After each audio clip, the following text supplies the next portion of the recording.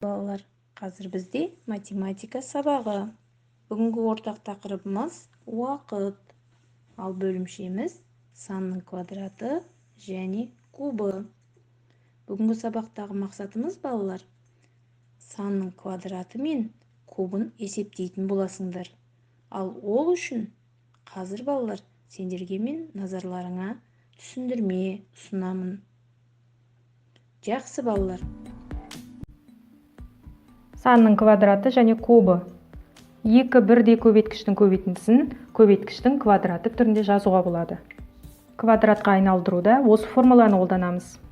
3 көбейту 3 деп 2 рет өз-өзіне көбейтсек, бұны 3-тің квадраты дейміз. 3-тің квадраты 9-ға тең. 5-тің квадраты мен 1-дің квадратының айырмасына 10-ды көбейт. 5-тің квадраты, яғни 5 санын өз-өзіне 2 рет көбейтеміз. 5-те 2-ге емес, 5-ті өз-өзіне көбейтеміз 2 рет. Квадраты 5-тің 25. 1-дің квадраты 1-ді 1-ге көбейтеміз, 1-ге тең. 25-тен 1-ді аламыз, 24. Олай болса 10 мен 24-тің көбейтіндісі 240-қа тең. Бірдей көбейткіштің көбейтіндісін санның кубына алмастыруға болады. Мынау куб формуласы. 4 көбейту 4 көбейту 4. 3 рет жаздық. Өз-өзіне 3 рет көбейттік. Бұл 4-тің кубы. 4 4-тің 16. 16-ны 4-ке көбейттік. Олай болса 64. Сонда 4-тің кубы 64-ке тең.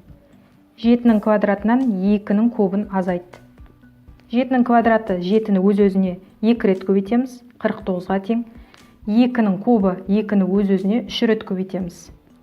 2-нің кубы 8-ге тең. Олай болса 49 азайту 8 тең 41. Санның квадраты деп атаймыз. Яғни, мысалы, 4 пен 4-тің көбейтіндісі 2 көбейткіштің көбейтіндісі деп аталады. 4-тің квадраты бұл санның квадраты деп аталады. Яғни, 1-де 2 көбейткіштің көбейтіндісі санның квадраты деп аталады. Келесі, есте сақта. 1-де 3 көбейткіштің көбейтіндісін санның кубы деп атаймыз. Мысалы, 4 көбейтілген 4 көбейтілген 4. Мұны 4-тің кубы деп атаймыз. 1-де 3 көбейткіш мұнда 4 көбейтілген 4 көбейтілген 4. Жақсы, балалар. Олай болса, осы түсіндірмені қазір сабақ барысында оқу тапсырмаларын орындауда басшылыққа алады деп ойлаймын. Ендеше, дәптерімізді ашып, бүгінгі күнді жазып қояйық. 17 қараша оқу тапсырмалары. Бүгінгі көркем жазу сәтіндегі сан 17 саны. 17 саны, балалар, 1 мен 7 цифрынан құралған. Өздерің білесіңдер, ендеше осы цифрларды барлық элементтерін сақтай отырып, әдемі етіп жазайық.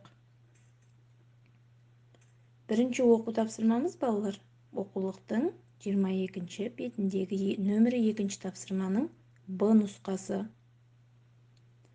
Ал осы тапсырманы орындау үшін мынадай дескрипторларды басшылыққа аламыз. Бірінші, сандардың кубын 1-де 3 көбейткіштің көбейтіндісіне ауыстырады. Екінші, мәнін есептейді. Үшінші, көркем жазады. Балалар, бұл оқу тапсырмасын орындау барысында жоғарыдағы түсіндірмені басшылыққа алыңдар. Сол түсіндірмені пайдаланыңдар. Осы тапсырманы орындау үшін сәттілік тілеймін. Келесі, балалар, нөмір 2-ші оқу тапсырмасын орындау үшін оқулығымыздың 23-ші бетіндегі нөмір 4-ші тапсырманың 1-ші 2-ші бағаны. Бірінші өрнектің сендерге түсіндіріп жіберейін.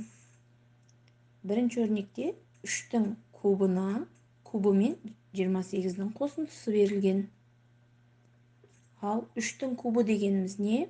Яғни 3-ті өзіне өзін 3 рет көбейту деген сөз. Ендеше 3 көбейту 3 көбейту 3 қосылған 28. 3 пен 3-тің көбейтіндісі 9-ға тең. 9 пен 3-тің көбейтіндісі 27-ге тең. 27 мен 28-дің қосындысы 55-ге тең. келесі өрнек. 6-ның квадраты мен 4-тің квадратының қосындысы. 6-ның квадраты дегеніміз, балалар, 6-ны 6-ға көбейту деген сөз.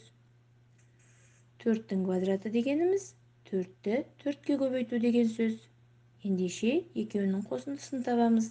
6 мен 6-ның көбейтіндісі 36-ға тең. 4 пен 4-тің көбейтіндісі 16-ға тең. 36 мен 16-ның қосындысы 52-ге тең болады екен, балалар. Олай болса, осы бірінші, екінші бағанды дәптерлеріңе орындай қойыңдар. Ендеше, бұл тапсырманы орындау барысында мынадай дескрипторларға сүйенесіңдер. Бірінші, сандардың квадраты мен кубын бірдей көбейткіштердің көбейтіндісіне ауыстырады. Екінші, мәнін есептейді. Үшінші, көркем жазады. Балалар, осы тапсырмаларды орындау барысында сендерге сәттілік тілеймін. Ендеше, сабағымызды қорытындылайық. Сабағымыздың бүгінгі кері байланысы мынадай. Үш леп белгісі, яғни маған бәрі түсінікті болды. Леп белгісі мен сұрақ белгісі болатын болса, әлде де сұрақтарым бар. Ал әлде де көмекті қажет етем дейтін болсаң, онда сұрақ белгісін қоясыңдар. Жақсы, сабағымыз аяқталды. Сау болыңдар.